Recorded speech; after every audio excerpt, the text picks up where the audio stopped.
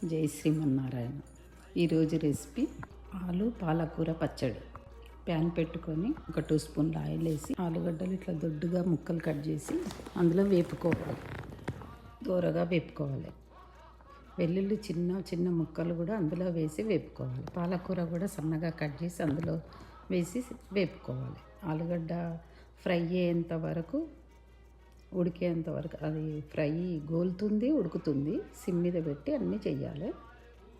ఇట్లా ఎర్రగా వేపుకోవాలి. వేపుకొని కారము, ఉప్పు, కొంచెం నిమ్మకాయ పిండుకొని, నేను కొంచెమే వేసాను కారము, ఉప్పు, నిమ్మకాయ వేసి కలబెట్టి దించేయాలి. ఇది రోటీకి బాగుంటుంది, దోశకి బాగుంటుంది, అన్నంకు బాగుంటుంది, రైస్లోకి కూడా బాగుంటుంది. అందరూ చేసుకోండి, చాలా బాగుంటుంది. జై శ్రీమన్నారాయణ.